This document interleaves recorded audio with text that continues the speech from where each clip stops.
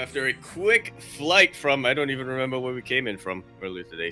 Sydney, but that was it. And we are now here, coming to you live at Shenyang, over in the Manchuria region of China. We're here with the close qualifier for DreamHack Masters Fall StarCraft 2 Chinese main event. I'm, of course, Yakuzaku of Ducklings, and with me once again is La Orca Terrateniente que disfruta del Cardoya, Light_VIP. How we doing, Light? What's up, Yaku? Yes, we are back. We have returned. We just finished up the Oceania closed qualifiers. Now we are back with the China closed qualifiers, and mate, I cannot wait. Like, seeing these returning players, and we were talking about it during the open qualifiers. We saw one of these guys make it through, and I was so sad. I was like, we didn't get to see him play. Like, his return. But fingers crossed that'll change today. Hopefully, as the bracket was released a couple of hours ago, about just last night, if I'm not mistaken. Just after we finished up the Taiwan-Hong Kong close qualifiers.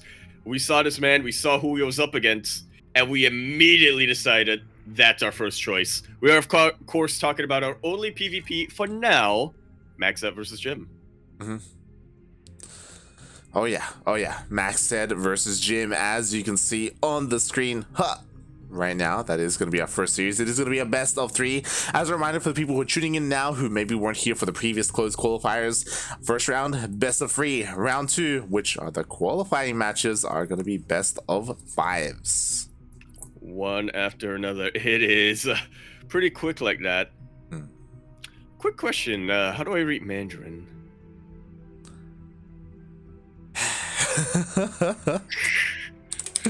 Mate, that's been your speciality, mate. What are you on about? Yeah. Shaking my head, man. Shaking my head. Yeah, no, because I saw they might have been in the lobby for a second. I was like, wait, how do I join this? Wait, what do the words mean? Yeah. It looks like they may have started without us. All right, backup plan. All right, backup plan. Who's still here? Yeah, because I don't know if you have this issue, but he's still around. Yeah, I don't know if you have this issue, but I do.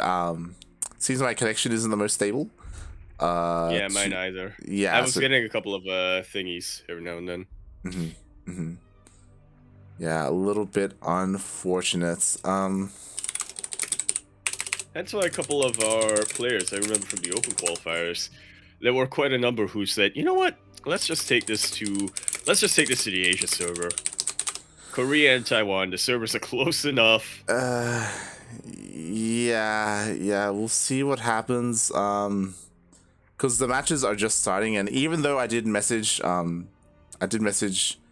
Jim versus the players. Yeah, Jim and Max said, again, just because of the unstable connection, it looks like they may have just started regardless. Feels bad, man. Yeah. The message may have not gone through. Yeah. Which is unfortunate, but it is. So we will have to go into another series instead. God, I wanted to cast Jim so bad. It just ain't in the cards. Feels bad, so we man. might have something. Yeah. We do have our other series instead, which we will set up on the screen right now. Ooh, okay. It's going to be a PVZ. We've had a couple of those today. We've had one of those today. And we'll carry on the tradition. We have to start a close qualifier with PVZ. I mean, we started the Taiwan-Hong Kong close qualifiers with PVZ, didn't we? That we did. So we're gonna do the same here as I quickly set things up. Set up the teams. One of our players is, of course, teamless. The other is on the Korean team. Yep. And one of the, I guess we'll get to it when we get to the intro, but it's been a long time since we got to cast one of these boys. Yeah, it really has been. As there we go. It is fully set up on the screen right now. It is going to be that PVZ Cyan versus Silky. Again, our first choice was Jim and Max said, but unfortunately, we couldn't get into their series. I apologize. We definitely could have been a little bit more diligent about that. But regardless, we do have a series either way. I apologize to myself above all. But regardless, we are going to be kicking off our qualifiers here on Oxide LE. We're in the top right-hand corner map, starting all the way in the top right-hand corner. We have the blue Protoss player coming out from the land of China. One of the rising generations of Chinese Protoss players really trying to establish themselves. Going to be calling for a quick pause. Okay. Oh, just a keyboard quick... issues. Yeah. Hope everything. Neither of us are refs, right? I hope not, anyway. Whoa, that's so good. How do I speak Mandarin? I remember last season we were able to get a life hack because we opened chat and then we press tab. If we see like a globe, that indicates all chat, and I don't see a globe. Okay, we're not refs. Okay, we're not refs. It's fine. Especially because above it says the number, which means this player has an amount of pauses left, which I don't know if that doesn't show if you're a ref, right? Does it? Maybe it does? I could be wrong. I don't know. Oh god. So hopefully everything is okay as I do switch the scenes here. And again, this scene is just to remind everyone how the qualifiers did go. We did have our open qualifiers earlier, and I guess we'll go through this later on because we are getting back into game. That we are representing Good Game Gaming. GGG. We have Cyan. And spawning in the bottom left-hand corner of Jagannatha? What? Oxide LE. We have the Chinese Zerg player. He is red, representing himself and Clan Blade. It is Silky.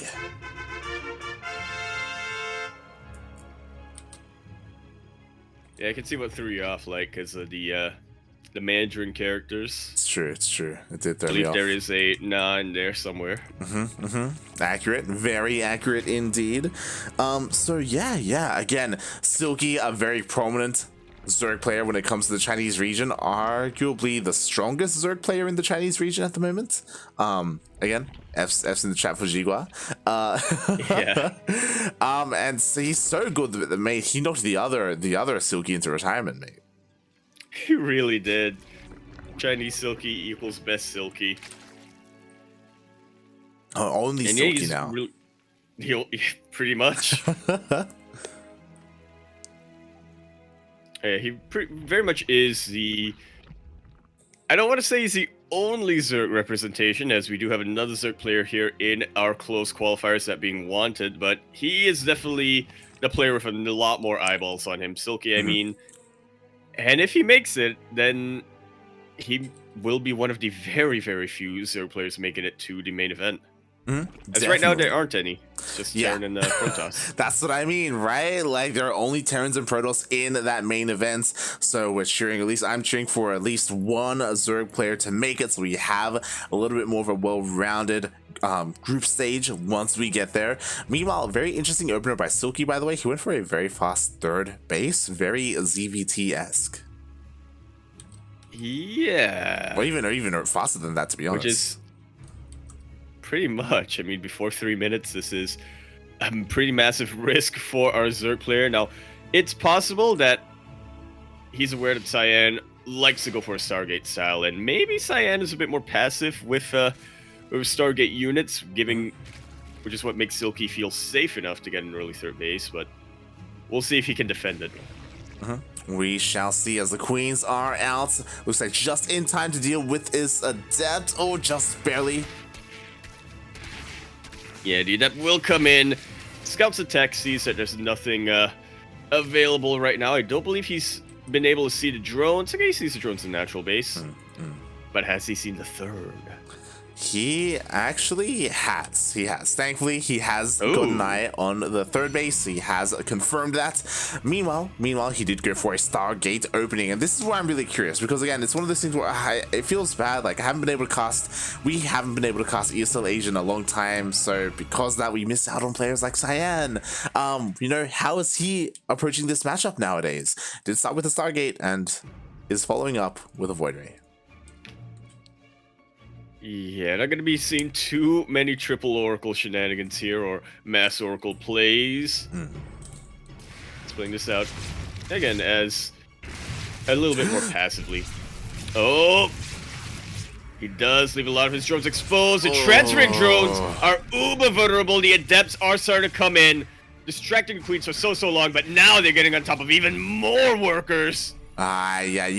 Have gone down. They have, and the Oracle does escape with his life just barely. I love the way he utilizes units, by the way, like Cyan trying to force the drones away from the adepts, and it just goes, they fall into the clutches of the Oracle, and mate, these adepts, they weren't even done. They killed an extra 2 drones. It's like herding sheep right to their demise. The Lings will finally be able to deal with those adepts, but that's what happens when you go for such an early third base.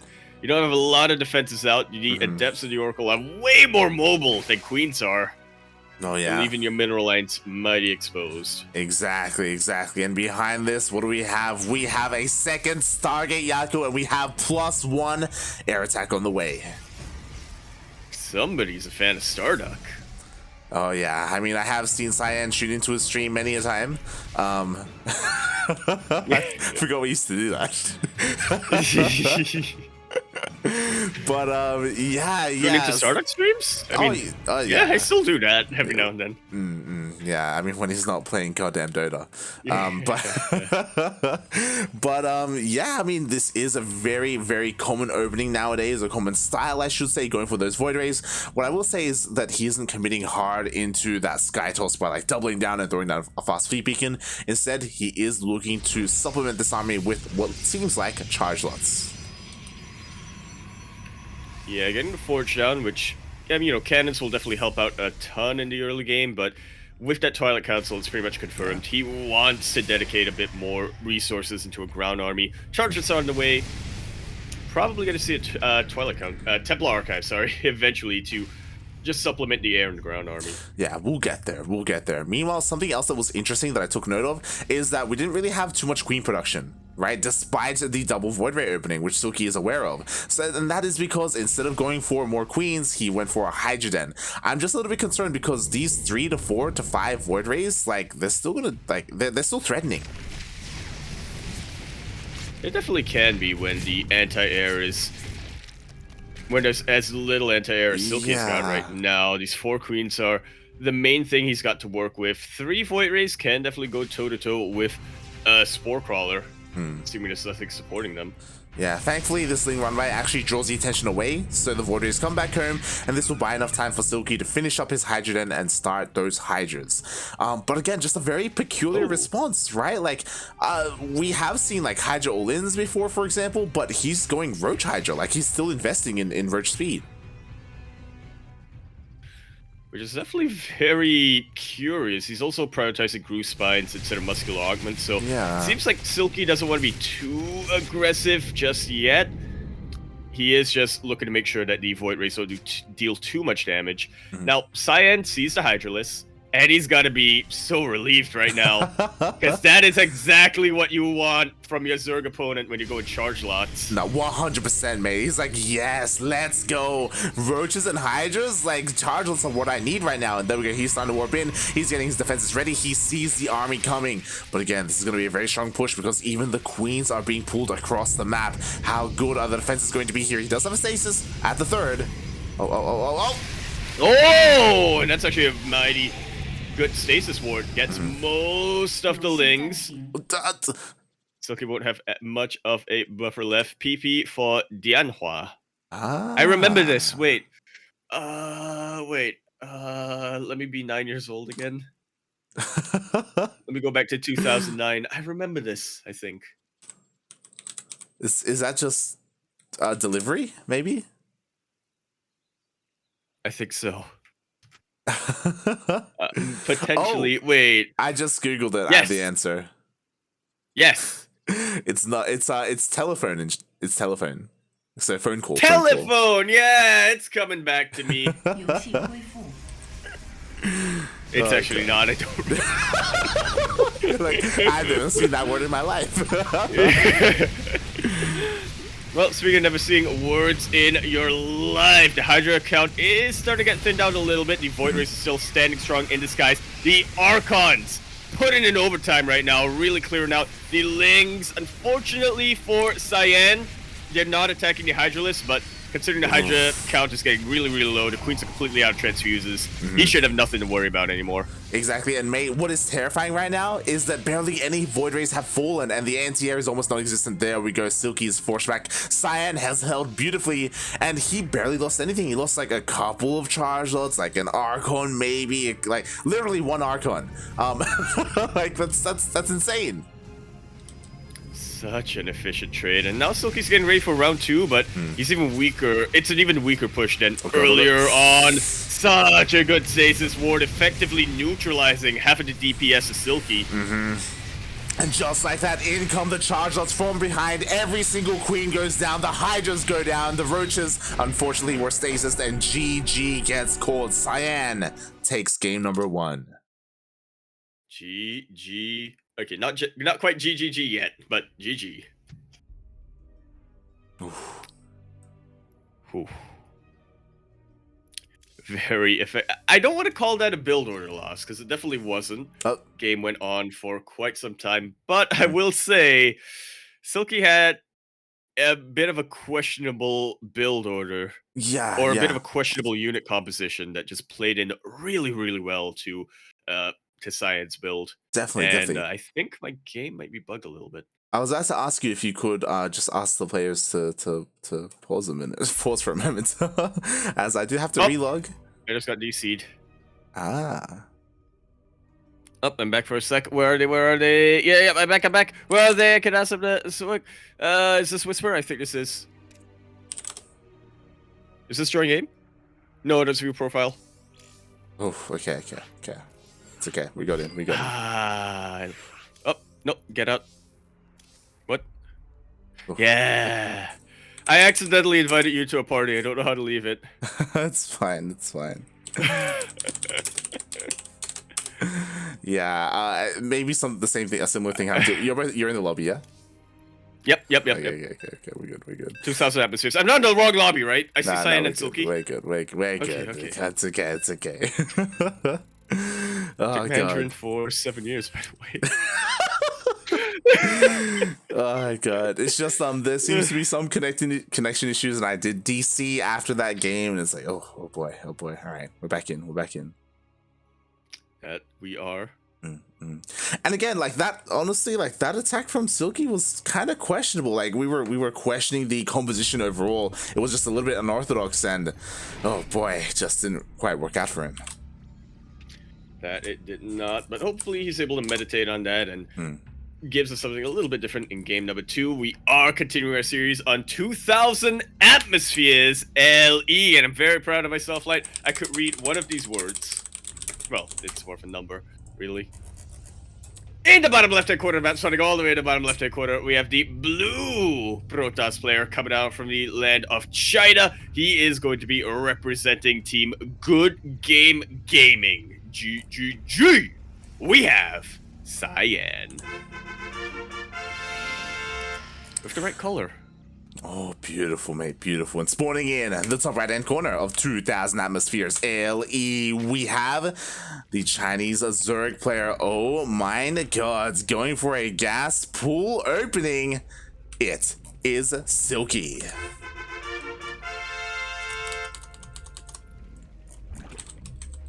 And even though it gets scouted, that has got to be terrifying right now if you're Cyan. He's going to be scrambling to get a wall up, and even then, he cannot underestimate what comes after the initial pool, right? I'm not sure if he sees Silky as mining gas, but Silky is continuing to mine gas. Could be a Baneling Nest. Could be a Roach Ravager follow-up. Yep. Who knows? Look at that, Yaku. Your brain is expanding. It's evolving. That's exactly what we're looking for right now, because we have plenty of gas to work with. It's making up for the lack of Mandarin. I don't know about that one. Oh god, we shall see as Silky does hit that 100 gas. There it is. Ling speed is thrown down. He does pull out of gas as well. So yeah, very aggressive style here from Silky, looking to just rush across the map. Meanwhile, Cyan, because he did scout that it was, you know, a pull first and the hatchery was late, he can wall. Oh my God. All right.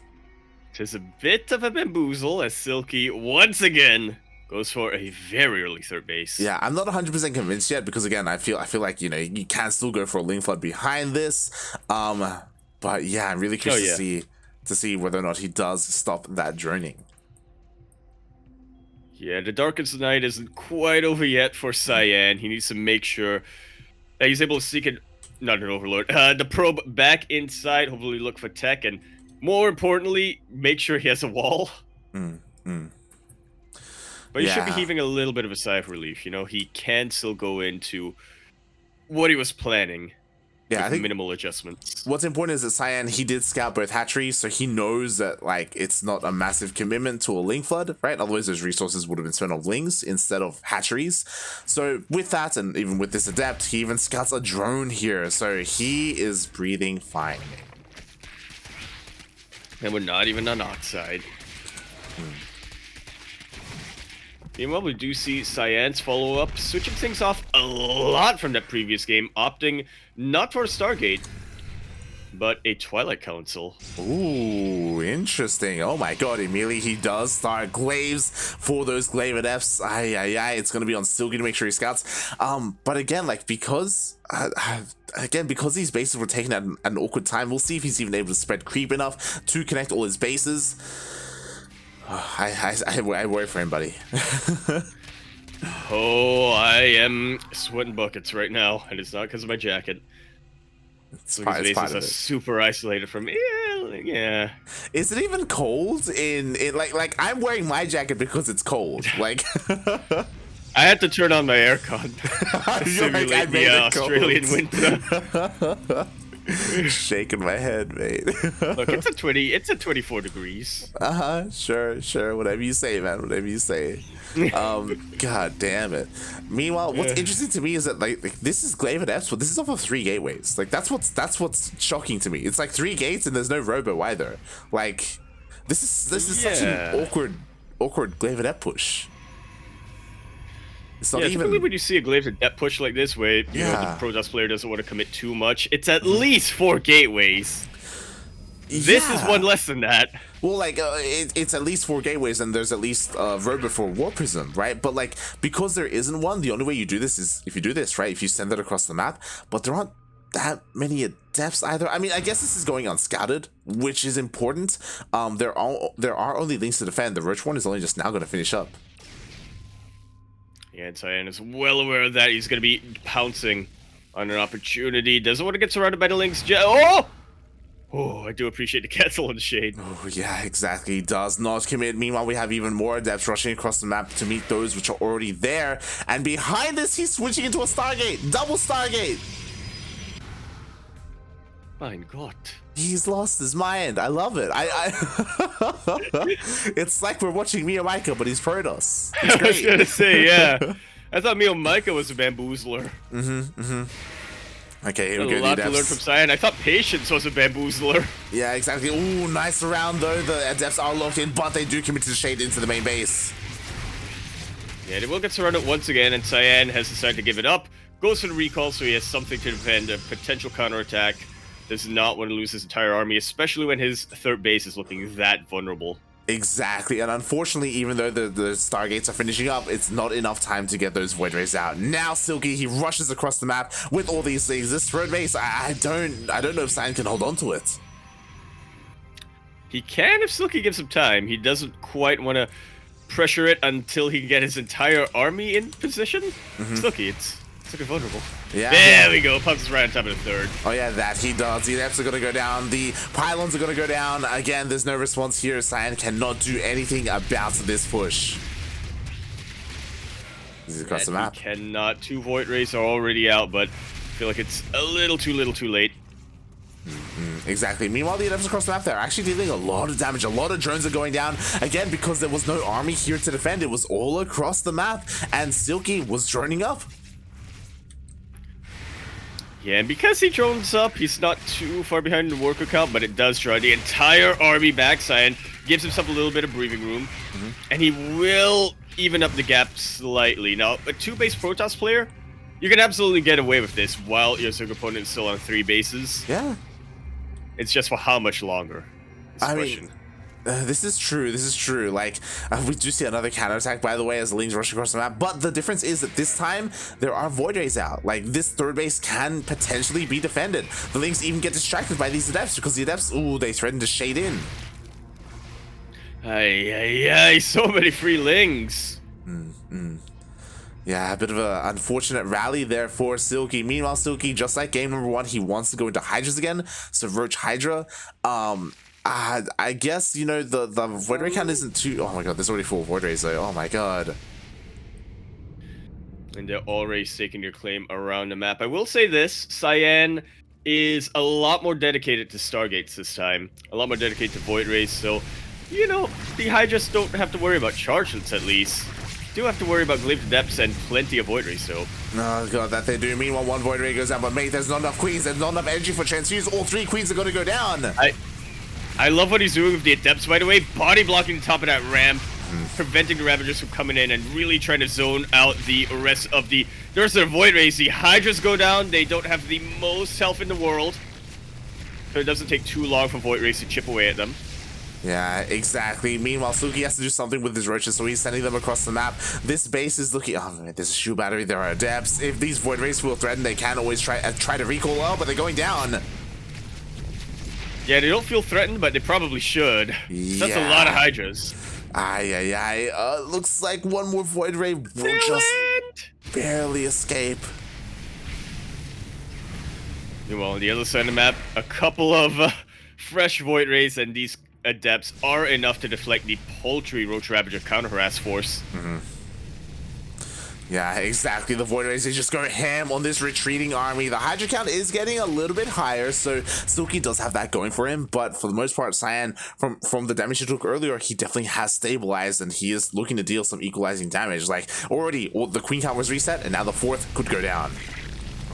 Just like so. I will say that Cyan needs something a little bit more to add to his army. He is throwing down a ton more gateways, but as the Hydra count gets higher and higher, Adept, Void Ray, you know, there is a world where that beats Roach Ravager, Ling Hydra, but it's all about positioning that I'm not convinced Cyan will have yet. Yeah, exactly. What's important is that there aren't that much tank defense structures here at the third base. Only 1 shield battery with that overcharge. Overcharge is about to run out, but mate, all the Hydras go down and nothing else shoots up. That it does not. Cyan holds his base, doesn't lose a single worker. Meanwhile, on the other side of the map, the Adepts went ham while the army was distracted.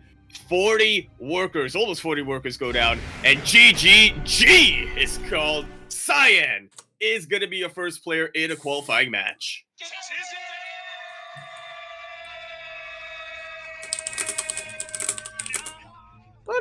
Okay.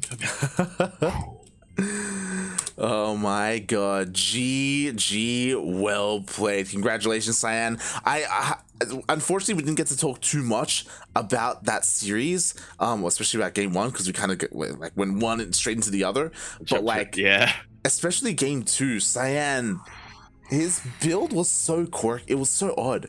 It was so like mistimed as well, and like because of that, it really like forced Silky off balance. You know what it is like? Uh-huh. He's on the same team as Patience. Patience and Cyan, they feed off each other in their quirkiness. I hope Cyan doesn't feed off too much from Patience, because that will probably be worse for him in the long run. But yeah, such awkward timings that, as you said, just really threw Silky off his balance. Roach Hydra is a bit of a questionable unit composition when you want to go for an anti-air army, but it can definitely still work. You have especially if you're going for aggressive timings where the roaches deal with whatever's on the ground, draws fire away from, say, the static defense forces, and the Ravagers just zone out the Void Rays and besiege the rest of the buildings. But yeah, because of how Cyan went about that game, there was never a timing, or it feels that way anyway, where there was never a timing where Silky had a stronger army. Oh yeah, exactly. Silky just really struggled to keep up. Like, even in game 2, when he did go for the counterattack and he did kill the third base, it's like, well, cool, you killed the third, but like the Adepts really just like crippled his own drone count. There were 2 Stargates on the way for Void Rays, and he didn't really have an answer to the Void Rays because he wasn't making a lot of queens. Yeah, just that was I'm very impressed with how Cyan played. Silky, I'm not sold on his responses, especially game 1. We didn't really get, I didn't get to really talk about it, but in game 1, like typically when you go up against like this mass like Skytoss style, it's like, okay, you go like Roach Queen, or you go like Hydra, or like Hydra Queen, right? Roach Hydra, we don't see it too often, just because like you're spending your gas in so many different areas that like your anti-air does suffer as a result. Yeah, it's kind of a Goldilocks scenario, isn't it? Sure, you have a little bit more of a buffer for your anti-air with the roaches, but you have a lot less anti-air. And the other side of the coin, you have more anti-air for your buff. No, wait, that doesn't make sense. Well, like the analogy worked until I tried to explain it. It's fine. Oh god.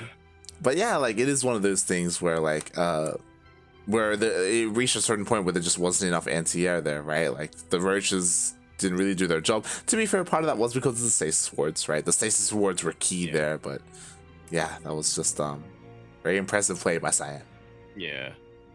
And again, I wouldn't consider those to be build order losses. There was a lot happening. Those games did go on long enough for each other to react, but I guess it just goes to show you that there are just how effective hard counters can really be. Definitely. Oh boy. And with that, Cyan moves on to a qualifying match. He will be in a best of 5 up against an opponent. Which opponent? We don't yet know, because Asuna is still in his series against Dragon.